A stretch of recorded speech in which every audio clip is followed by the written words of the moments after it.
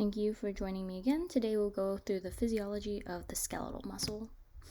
So, as you know, the skeletal muscles have several different mechanisms of actions and different kinds of properties. So, excitability is the skeletal muscle's response to stimuli, which comes in the form of action potentials. Conductivity, how the skeletal muscle is able to contract as a unit using the T tubules that invaginate into the skeletal muscles. Contractility, so of course the way the muscle lines are able to contract and bring the lines closer to each other so that the muscle fibers will shorten. Extensibility, the ability to extend the muscle to a certain degree, of course, and elasticity. So after these two actions, the muscles are able to go back and stay in tone. So just to review the muscle again, there's going to be the thick portion of myosin, the thin portion of actin, and the lines that cover up the binding site. There's a form of fiber called tropomyosin, and troponin is the protein that covers up the binding sites. So the binding sites are going to be on the myosin heads, and it requires ATP. The muscles, of course, are organized in the fascicles, and the fascicles are inside the paramecium, which is all inside the epimecium, and all of that blends into the tendon, which attaches to the bone, of course.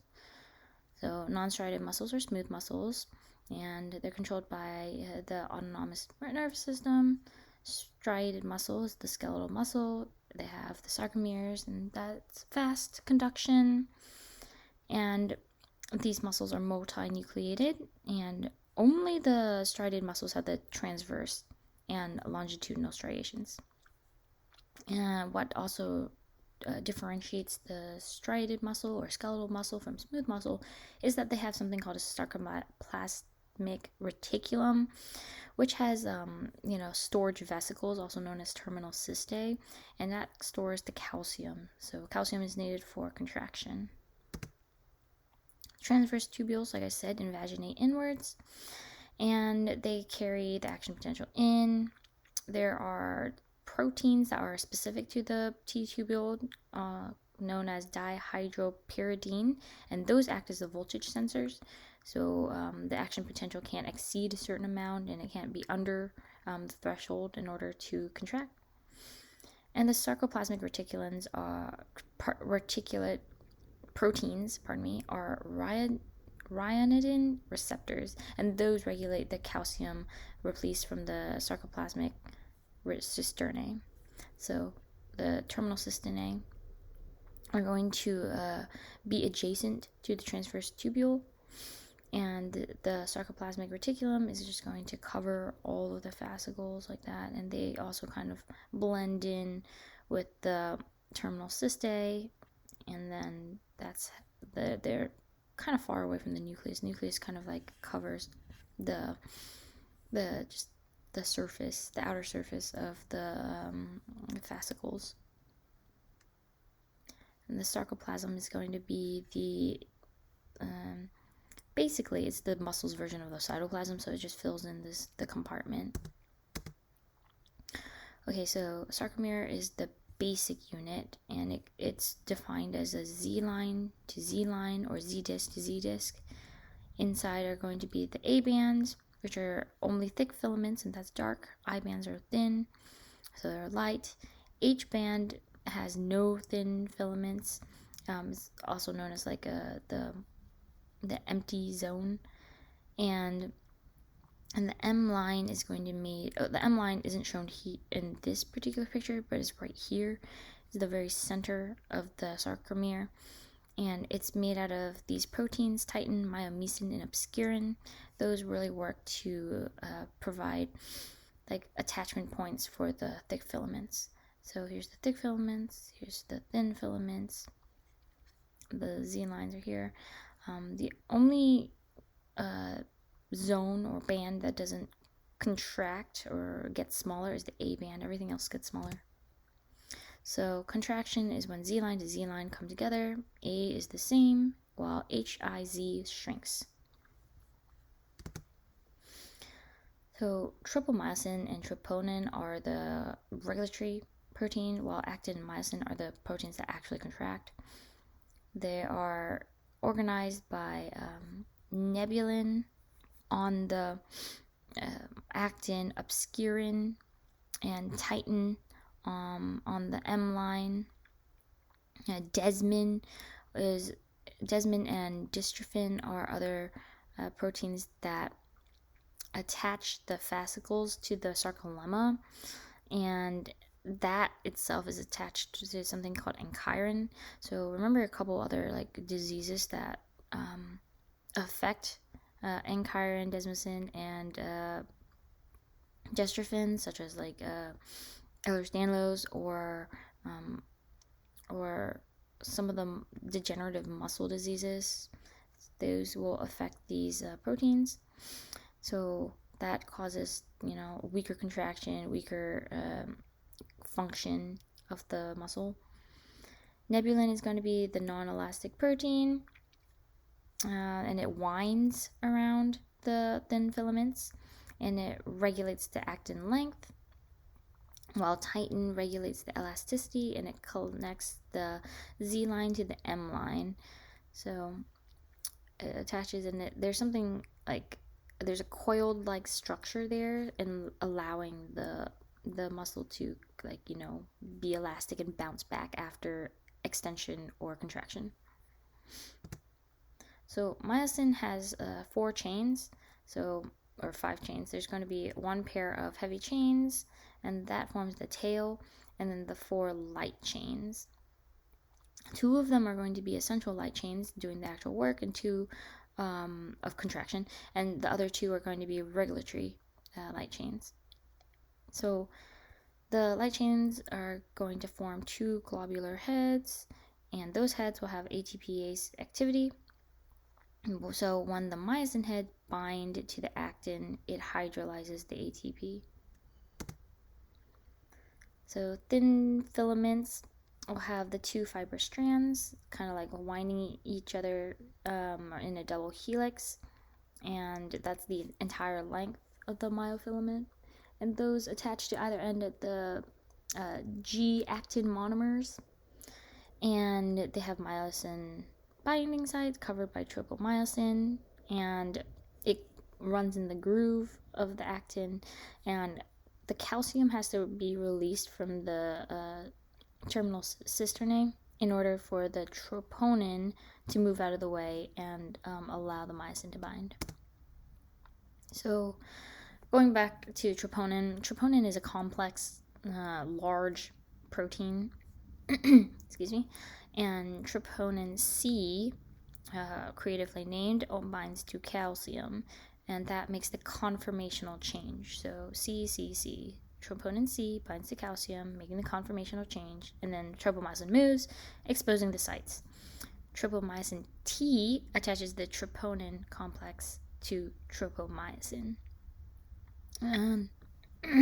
Troponin I will inhibit the interaction by covering up the binding set when no calcium is present.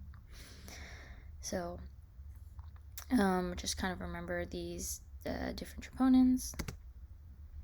And as we all know, the contraction cycle is going to be cross-bridging. ATP hydrolysis will actually release and cock the myosin head, and they need to release a hydrolyzed phosphate group in order for this to attach the myosin to the actin. Power stroke is when the cross bridge rotates and releases ADP. The cross bridge will generate the force as it contracts, and it's like a sliding motion, so kind of like rowing.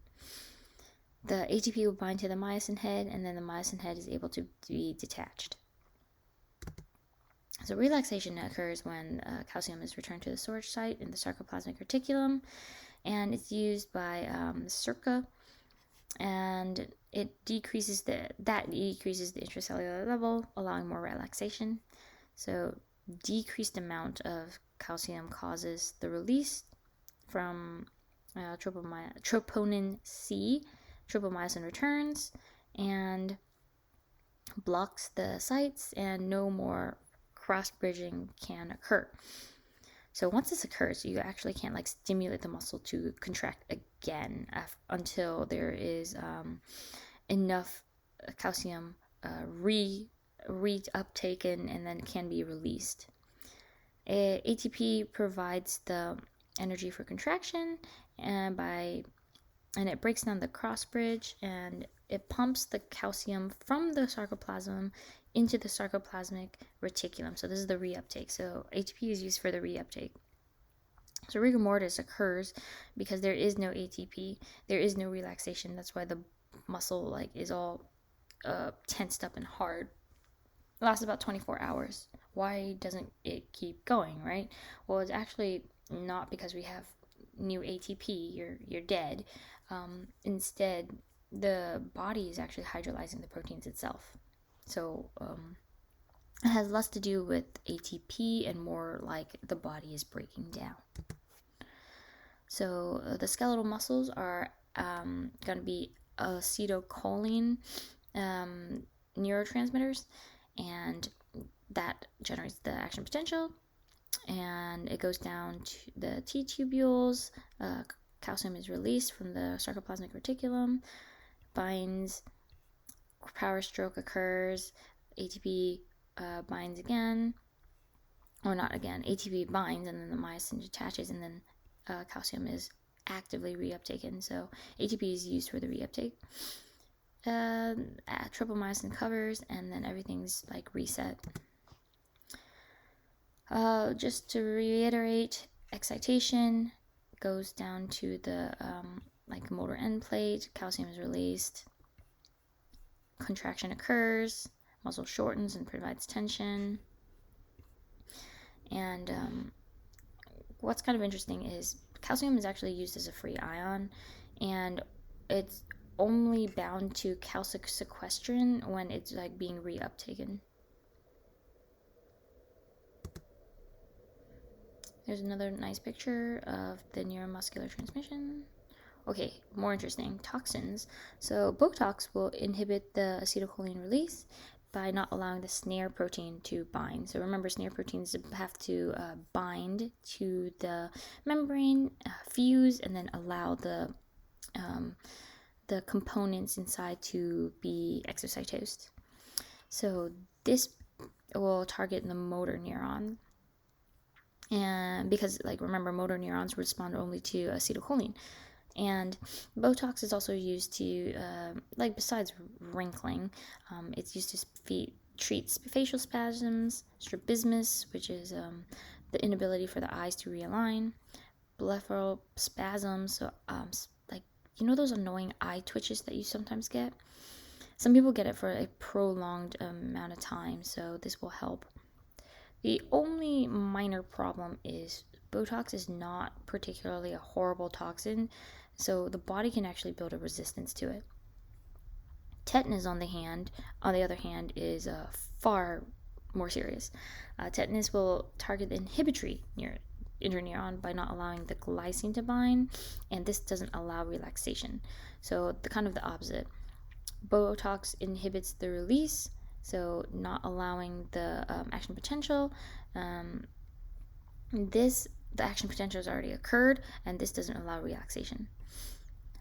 Physostigmine will inhibit acetylcholinesterase, so it's kind of similar in action to the tetanus process. So the muscle has already sent the action potential, the muscle has already contracted, but instead of not allowing glycine to bind, the physostigmine inhibits the acetylcholinesterase, so the acetylcholine isn't able to take away the acetylcholine, so they're still bound to the receptors. So the signal will also continue, but since there's no reuptake, there's not going to be another contraction available. It's kind of like a double whammy. So nicotine and acetylcholine are going to stimulate the acetylcholine receptor channels. And by nicotine, I don't mean nicotine from cigarettes. This is a different neurotransmitter. It's going to be a nicotinic neurotransmitter. Curare will inhibit the acetylcholine receptor channels, and that just blocks binding of acetylcholine to paralyze the skeletal muscle. It's also really used in surgery. And like I said, there's no binding, there's no action potential, and this produces something called flaccid paralysis, while as not Botox but tetanus that will be like a tonic paralysis. So these drugs, neostigmine, pyrinostigmine, and physostigmine, are anti-acetylcholinesterases, and they're going to are anticholinesterases that increases the amount of acetylcholine in the synaptic cleft. So more of acetylcholine is going to be available, used to treat glaucoma and myasthenia gravis, of course, because in myasthenia gravis, there's going to be a deficiency of acetylcholine, which leads to the paralysis. Organophosphates, usually found in fertilizers, actually, cause an irreversible inactivity of acetylcholine esterase. By that, I mean, if you've gotten, like, I don't know, a face full of fertilizer, and I don't mean like fertilizer you buy in a bag. This is more like the crop dusting gaseous fertilizer. But if you get like a full blast to the face, all of your acetylcholine esterases are going to be inactivated, and there isn't going to be a way for the body to reuptake acetylcholine. So actually, when you're treated, you're given anti-acetylcholine esterase and some acetylcholine. But if you get like small doses, it's not like you can I'm trying to word this politely, but like, yes, of course you can die from this, but if you have like a minor dose of it, though this is irreversible, your body will make more acetylcholine eventually, so you will like be able to remake it. It's more like a poisoning, not an actual intrinsic deficiency of the body. That took a while, but I hope that came across okay. Benzodiazepines are the central nervous system depressants, and that works on the reticular formation of the brain stem. So there is some like serotonin like activity and some kind of other works that with muscle, but not that important in terms of like acetylcholine. It just works as a depressant. That's why your body just is a little bit more flaccid. Dantrolene is a different drug, and that will inhibit the calcium released by the sarcoplasmic reticulum, also used in like surgery. Okay, MG.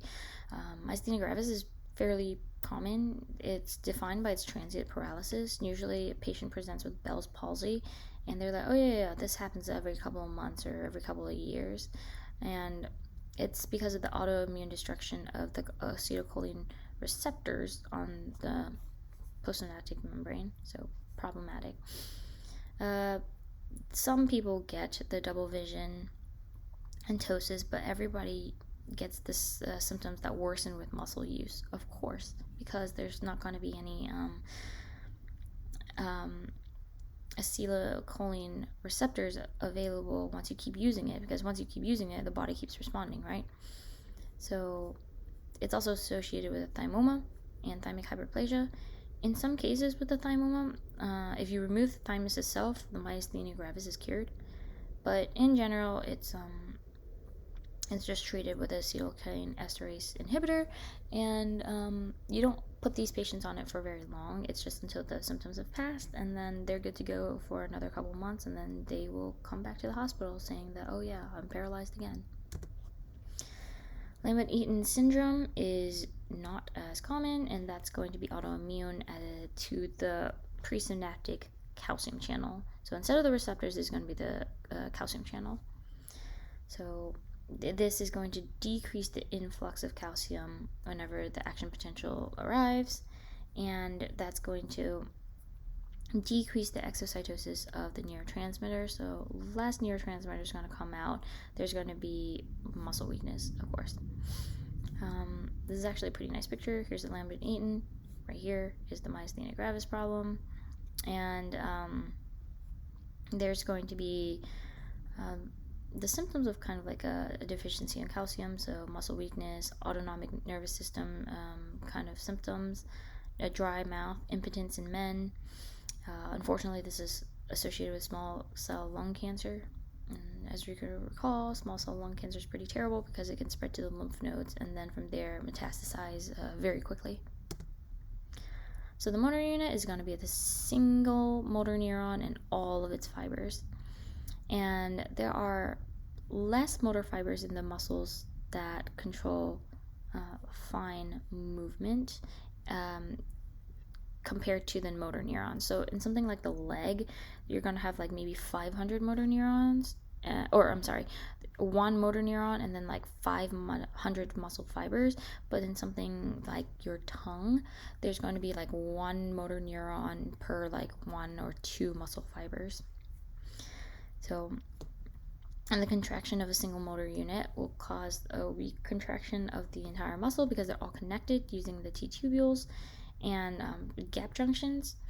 And in order to contract stronger, you recruit more muscle units. In terms of hypertrophy and building muscle and whatnot, you're not actually making new muscle or motor units. You're just kind of making the ones that you already have larger. So in terms of movement, there is the twitch, and once a stimuli has occurred, there's a little action potential and then a little contraction, and that's your twitch. So your latent phase is very quick. It's only a few milliseconds following the stimulation. And then the contraction phase is when the cross bridges are going to be active. Relaxation phase, tension decreases. And a twitch is one stimulus. It's pretty fast, 20 to 200 milliseconds. And then a wave summation is like several twitches. And unfused or incomplete is going to be a smooth continuous contraction. That's full tetanus. Unfused incomplete contraction is when it's a Charlie horse.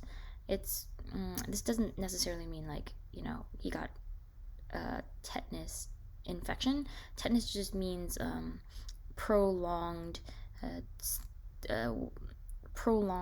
twitch. So if this occurs, you're going to have a cramp. It's going to be painful. Your muscles will be continuously summing, and it's not going to be completely in sync. That's why you feel like the contraction of the muscles in pulses. That's why it's incomplete. While infused, it's just going to be one long, just continuous contraction. So you feel fatigued because there's not going to be any ATP left, and by that you're not going to have any calcium left because there's no ATP left to reuptake the calcium, and that occurs because there's not going to be oxygen. There's going to be oxygen deprivation, so of course that's going to bring Krebs cycles and the electron transport chain to a halt, and that's going to only rely on glycolysis, which of course builds lactic acid. You also will have decreased glycogen storage in the muscles, and there's not going to be enough acetylcholine. And then tone is the not there yet. Tone is going to be the small amount of tautness to keep the muscles active, because in order to make the cross bridges, it's actually kind of expensive in terms of energy. So there's always a small amount of cross bridges kind of being formed just to keep the muscles active, and that's when you need that's why we're able to respond to stimuli quite well. in some people with very good tone, their reflexes are very, very fast because they're able to recruit those muscle units very quickly. It doesn't mean that their reflexes, neuro-wise, are any faster than yours. They just have better tone. So in tone, there's always going to be alternative activity and inactivity, and it's going to be per muscle fiber. And tone only increases in isometric contraction. So isometric contraction, of course, is like when you actively shorten the muscle. Okay, so for real now, thank you for your attention and good luck studying.